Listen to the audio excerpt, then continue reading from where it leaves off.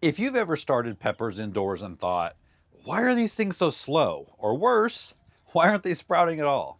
This video is for you because here's the truth. Most people don't fail at peppers because they're bad gardeners. They fail because they're starting peppers like they would tomatoes. And peppers are not tomatoes, even though they're related. Today I'm going to walk you through the exact pepper seed starting system I use, the rules that actually matter, and the small differences that completely change your results. If you fix just one of these, your peppers will improve. If you fix all of them, you'll wonder how they ever gave you trouble in the first place. Let's start with the rule that matters more than anything else: heat. Peppers are not cool season thinkers. They're not patient in cold soil. They are tropical plants, and if you try to germinate them at 68 or 70 degrees, you're basically asking them to sit there and think about it. Tomatoes will germinate at 70 degrees. Peppers will hesitate at 70. What peppers actually want is 80 to 85 degrees soil temperature, not air temperature, soil temperature. And that right there is where most people go wrong. They put their seed tray in a room that's 70 degrees and assume everything is fine. But damp soil temperature in a tray sitting on a table is usually a lot cooler than the room temperature. And peppers will respond directly to the soil warmth. If your peppers are sitting in a 72-degree soil, you might wait 14 days and get uneven germination. If that same tray is sitting on a heat mat holding 82 degrees, you'll often see sprouts in 5 or 7 days, faster and more uniform. That's not a small difference, especially for you short season growers. And here's the part that surprises people. You do not need the heat mat forever. You need it for germination. Once most of the tray has sprouted, the heat mat can come off. Leaving them on the heat mat can actually stress seedlings and dry them out faster than you expect. So the first rule is simple: warm soil until they sprout. Then remove the heat. That alone solves a massive percentage of pepper problems. Now let's move to the second mistake people make: light timing. You do not need grow lights for pepper seeds to germinate. Pepper seeds don't require light to sprout. They require warmth and they require moisture. And sometimes people blast trays with strong grow lights from day one thinking they're helping. They're not, and you're wasting money. Light does nothing for a seed before it breaks the surface. What matters is that the moment you see the little green fleck pop through the soil, that seedling gets light immediately. If a pepper seedling sprouts and then sits in dim light for 24 to 48 hours, that's when you get stretching, or what we call leggy seedlings. And once a pepper gets leggy, chances of it ever performing well are slim to none. So the timing is this: no light required before germination and strong immediate light once they sprout. Not weak window light and not "I'll get to it tomorrow." Peppers don't grow fast early, so if they stretch at the beginning, they stay weak. Now don't let the thought of grow lights stress you out. I will link my grow light for every budget, literally every budget, video below in this description. And this brings me to the third rule, the one that messes with people the most. Peppers are slow early. They're supposed to be slow early. Tomatoes kind of sprint out of the gate. They grow aggressively from the first set of true leaves and they double in size quickly. Peppers do not. A healthy 3-week-old pepper seedling is often small, compact, thick-stemmed, just getting going. And because they look small, people panic. They overwater, they over-fertilize, they start messing with their system. You don't need to push peppers early. In fact, pushing them usually backfires. Peppers prefer steady, warm, stable conditions. They do not respond well to being forced. Speaking from experience. If you fertilize too early or too strong, you can burn roots or create leggy top growth before the root system is ready. I usually wait until peppers have at least one solid set of true leaves before introducing a very light feeding. And even then, it's gentle. As you know, I love Neptune's Harvest products for that reason. I'll link them below. The Neptune's Harvest Fish and Seaweed blend is perfect for this. Mix it half strength and feed every week.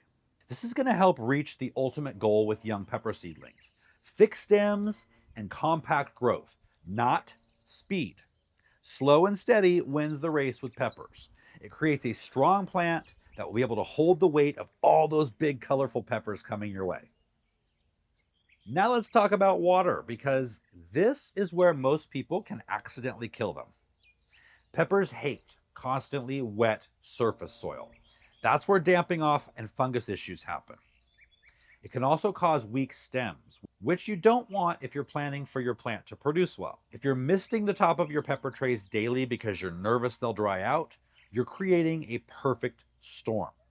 Instead, bottom water. Set your tray into water, let the soil wick moisture up from below, and then remove it and let the surface dry slightly between waterings. I recently started using this seed starting tray from GreenStalk. It has a double tray with a handle, so you can fill the bottom tray with water, lower the top tray in with the handle, and let it sit for a few minutes. Then lift it out again, dump out the excess. It is a brilliant time saver. This bottom watering is going to help the moisture concentrate in the root area and allow that top to dry slightly between waterings. Slight drying on top is not dangerous, it's healthy. It strengthens roots and it reduces fungal issues. And it trains the plant to search downward for moisture, which is what you're going to want when you get them out into the garden. Constant moisture at the surface keeps roots shallow and fragile. You don't want that. Peppers don't like soggy conditions as much as tomatoes do. Tomatoes are surprisingly tolerant of heavy moisture early on, and peppers are more sensitive. If your seedlings look stalled, yellowing slightly, or just not thriving, check your watering pattern before you blame anything else. You want stable moisture, not constant saturation. Now let's talk about potting up, because this is another place people treat peppers like tomatoes. Tomatoes love being potted up aggressively. You can bury tomato stems deep, and they can produce roots along their stems. Peppers really don't behave that same way. They do not root along buried stems the way tomatoes do, and they're more sensitive to transplant disruption.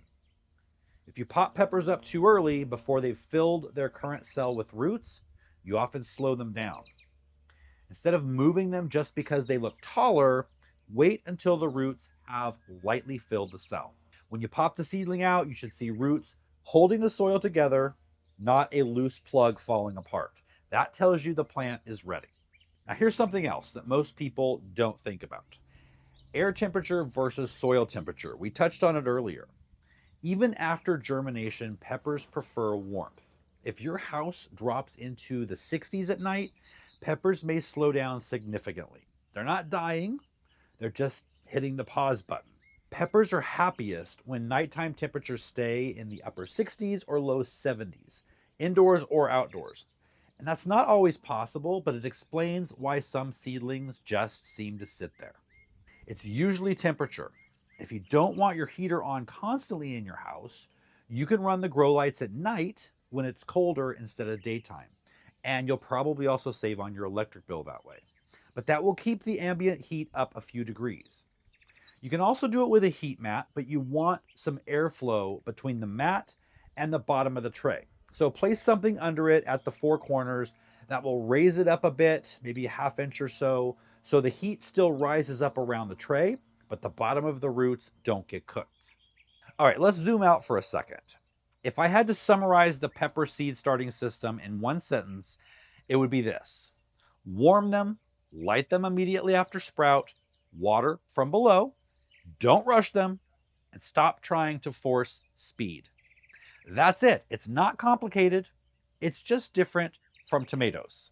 And that difference matters because here's what happens when you follow tomato logic on peppers. You germinate too cool, they sprout unevenly, you overwater because you're nervous, you overfeed because they're small, you pot them up too soon, they stall, and then you think peppers are hard. Peppers aren't hard. They're just particular. And once you understand what they actually want, they become very predictable.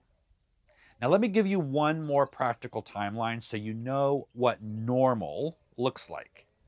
Week 1, germination, ideally within 5 to 10 days on heat. Week 2, you should have those first true leaves beginning. Week 3, small but thick seedlings. One set of true leaves expanding. Week 4 to 5, the second set forming, and the root system is strengthening by this point. At week 6, you're going to have gradual size increase and ready to pot up if the roots have filled the cell. If your peppers look small at week 3, that's fine. If they're pale, stretched, or collapsing, that's when you troubleshoot. But small alone is not a problem. And that mindset shift saves so many people so much stress. Before we wrap up, I want to address one more common mistake: hardening off too aggressively or too soon. Peppers hate sudden cold exposure more than tomatoes do. If you take a warm-grown pepper seedling and put it outside in 55-degree weather for hours, you can stunt it for weeks. When it's time to harden them off, do it gradually and wait until daytime temperatures are consistently warm, upper 60s, low 70s, or higher. Peppers want warm soil outside too. Planting them into cold ground is another way to stall them right out of the gate. Again, they're tropical plants. Treat them like one. The solution for this, unless you want to have a bunch of transplant ready plants in your house, is to time the seed starting successfully. And that's where our free garden guide comes in. Visit GardenGuide.com, soon to be a free app. Put in your location and get exact seed starting dates for whatever crop you're growing, and then use it throughout the season to know what you need to do for them to help them thrive at any given time. I'll link it below. So here's your takeaway. If peppers have struggled in the past, don't change everything. Fix the temperature first, clean up your watering, and be patient with growth. That combination solves most issues. And if you do that this year, I think you're going to be surprised at how smooth your pepper season feels. If you want to know what to do with peppers to give you a more stress-free season in the garden, click this video right here for 16 science-based companion planting ideas that actually work. I'll see you guys next time.